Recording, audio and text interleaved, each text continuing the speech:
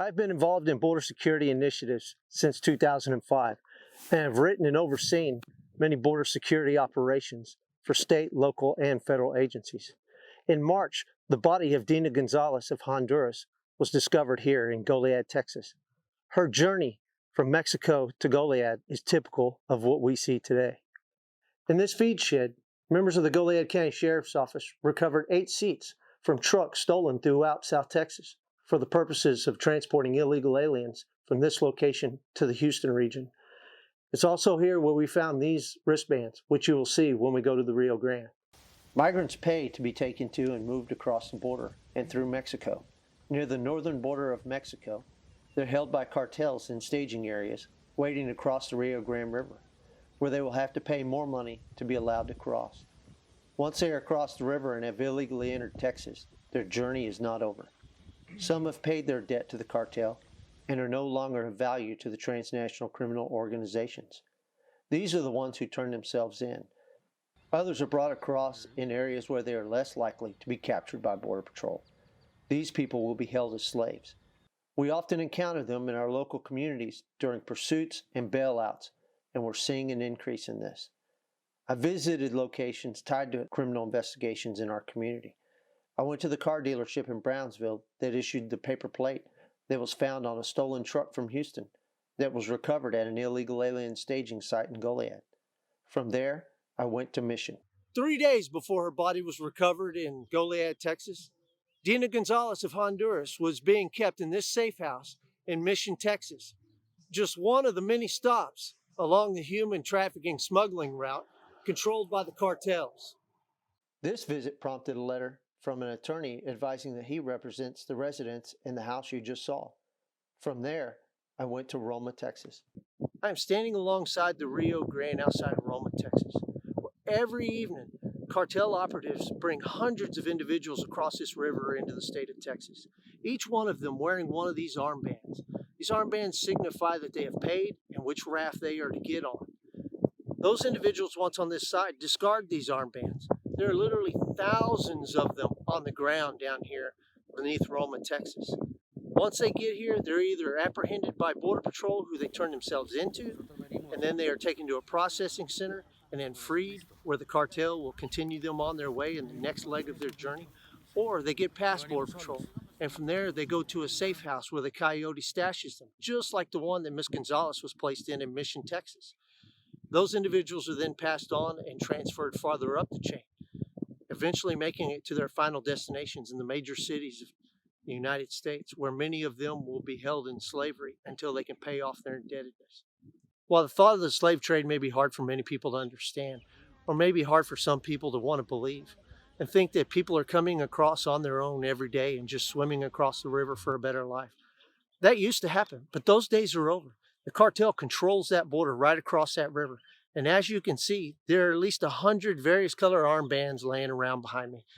This is just but a small spot on the Rio Grande River. Those armbands signify that those individuals have paid the cartel that is controlling the area where they cross.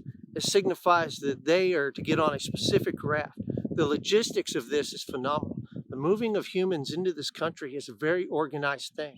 This is happening all up and down the border between Texas and Mexico. The individuals bringing these people across are well organized, well funded, and are making a lot of money off of these people.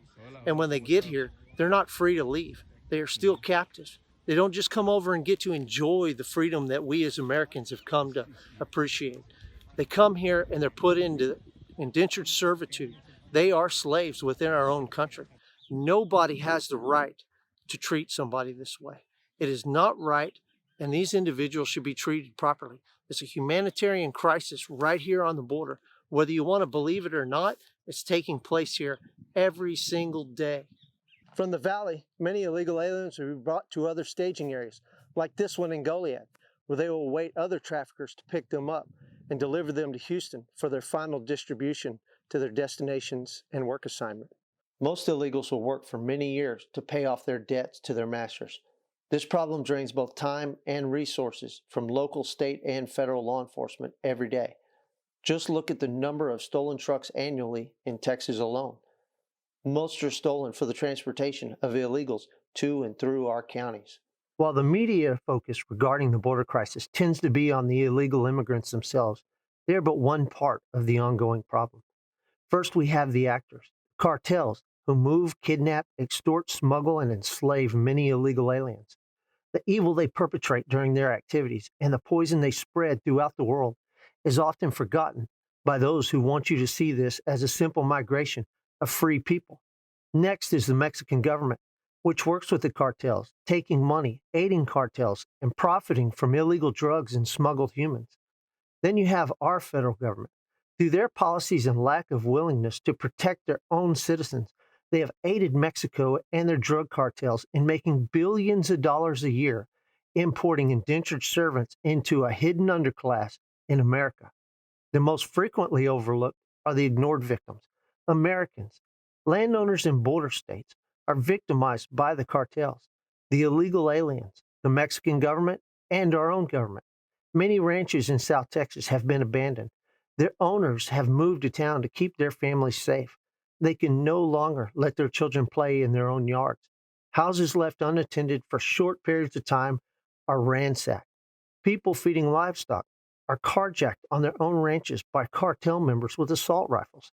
These are the real victims of this crisis, the ones marginalized by the media and their own government. They are the ones who are forgotten by their fellow citizens, who are not living the same nightmare they live every day. Something has to be done, or our way of life will be destroyed forever. Goliad County Sheriff's Office is following up on these investigations with the assistance of Homeland Security, state, and other local agencies. I have gone to the Valley and visited sites specific to our investigation, not just as part of our investigation, but to send a message to traffickers that they cannot conduct their evil business in our community. I may not be able to stop their activities, especially when the federal government puts out the welcome mat and leaves the light on for them, but I can make you aware of what is happening.